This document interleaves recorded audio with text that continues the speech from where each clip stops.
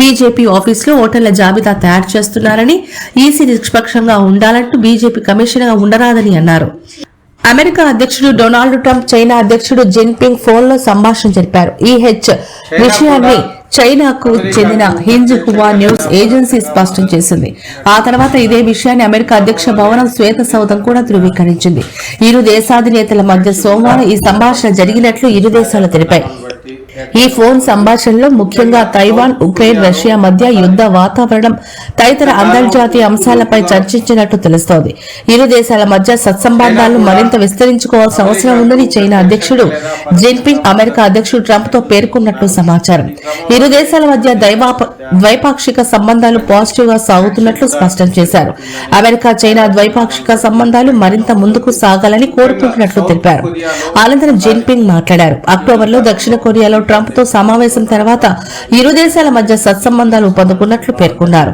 ఇక Russia, Ukraine మధ్య యుద్ధం నిలిపేసేందుకు ఈ చర్యలు జరుగుతున్నాయి. ఈ మేరకు ఉక్రెయిన్ కు నవంబర్ 27 లోపు డెడ్ లైన్ పెట్టారు డొనాల్డ్ ట్రంప్. సుహృద్భావ వాతావరణం ఏర్పడి చైనా కూడా అమెరికాకు ప్రత్యక్షంగా లేదా పరోక్షంగా మద్దతు ఇచ్చినట్టు చెబుతున్నారు. ఈ క్రమంలోనే రెండు దేశాల మధ్య మంచి ఫ్రెండ్షిప్ కూడా ఏర్పడుతుందని తాజా పరిణామాలను బట్టి తేటతెల్లమవుతోంది. ముఖ్యంగా సౌత్ కొరియాలో ఒకసారి ఇటీవలి కాలంలో అమెరికా అధ్యక్షుడు డొనాల్డ్ ట్రంప్ మరియు చైనా అధ్యక్షుడు జిన్పింగ్ సమావేశం కావడం జరిగింది. సౌత్ కొరియాలో జరిగిన శిఖరాగ్ర సమావేశంలోనే ఈ రెండు దేశాల అధినేతల మధ్య సుహృద్భావ వాతావరణం ఏర్పడిందని తెలుస్తోంది. ఆ క్రమంలోనే రెండు దేశాలు కూడా వ్యూహాత్మకంగా స్నేహ హస్తంతో ముందు సాగే క్రమంలోనే ఈరోజు టెలిఫోన్ సంభాషణ జరిగిందని చెప్తున్నారు. ఇంతకాలం ఉప్పు నిప్పుగా ఉన్న అగ్రదేశాలు చైనా మరియు అమెరికా దేశాలు క్రమేపీ దగ్గరవుతుండగా తాజా పరిణామాలను బట్టి తెలుస్తోంది. అంతర్జాతీయ సమీకరణలను పరిశీలించిన పక్షంలో ఆ రెండు దేశాలు విభిన్నమైన రీతిలో స్నేహ హస్తాన్ని అందించుకోవడం కొసమెరుపుగా భావిస్తున్నారు. ముఖ్యంగా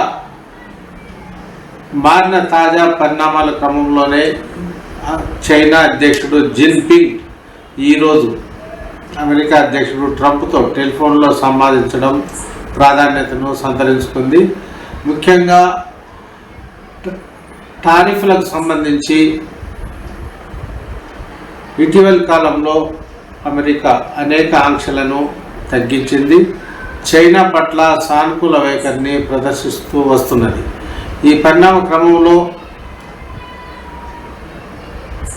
జిన్పింగ్ ట్రంప్కు ఫోన్ చేసిన క్రమంలోనే ముఖ్యంగా తైవాన్ దేశపు అంశం కూడా ప్రస్తావనకు రావడం జరిగింది. ముమ్మాటికి తైవాన్ ఎప్పుడు కూడా తమ భూభాగంలోకి వస్తుందని కూడా చైనా కరాఖండిగా చెప్తూ వస్తుంది. ఎప్పుడైనా తైవాన్ తోక జాడిన పక్షంలో తాము దాడి చేసి అయినా తమ కంట్రోల్లోకి తీసుకుంటామని ఇప్పటికే చైనా ప్రకటించింది. ఈ విషయంలో అమెరికా కూడా తొలుత వ్యతిరేకించినప్పటికీ క్రమేపీ తైవాన్ పట్ల మెతక వైఖరిని అవలంబిస్తుండడం కొసమెరుపు. ఈ విషయంలో చైనా ముఖ్యంగా అగ్రరాజ్యంగా ఎదుగుతున్న వర్ధమాన దేశం ఇండియా పట్ల అమెరికా ద్వంద్వ వైఖరిని అవలంబిస్తుందనే విమర్శలు కూడా లేకపోలేదు. అయితే పాకిస్తాన్ వంటి ఇండియా శత్రు దేశాన్ని మచ్చిక చేసుకోవడం ద్వారా చైనా కూడా ద్వంద్వ వైఖరికి శత్రు దేశంగానే పరిగణిస్తూ వస్తుంది. ఈ క్రమంలోనే ఇండియాను కట్టడి చేసే క్రమంలోనే చైనా లేదా అమెరికా దేశాలు స్నేహ గీతికను పాడుతున్నాయనే విమర్శలు కూడా లేకపోలేదు. దీనికి సంబంధించి ఈరోజు జరిగిన చర్చల్లో ఉక్రెయిన్ రష్యా యుద్ధాన్ని నిరోధించే విషయంలో కూడా ట్రంప్ తన అభిప్రాయాల్ని చైనా అధ్యక్షుడు జిన్పింగ్కు తెలియజేయడం జరిగింది.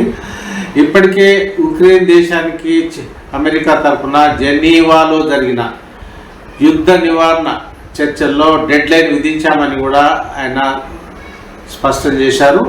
త్వరలోనే దీనికి సంబంధించి సానుకూలమైన వాతావరణం ఏర్పడే అవకాశాలు ఉన్నాయని కూడా ఈ సందర్భంగా ట్రంప్ జిన్పింగ్ వద్ద ప్రస్తావించడం జరిగింది. అదే సమయంలో తైవాన్ అంశాన్ని కూడా చైనా ప్రస్తావించడం మరొక విశేషం కూడా. అంతేకాకుండా ఇటీవలి కాలంలో కనీసం 10 అంశాలలో చైనా పట్ల ఆంక్షలను సడలించే విషయంలో అనేక జాగ్రత్తలు తీసుకోవడం జరిగింది. ముఖ్యంగా ఉక్రెయిన్ రష్యా యుద్ధం వంటి కీలక సమయంలో చైనా కూడా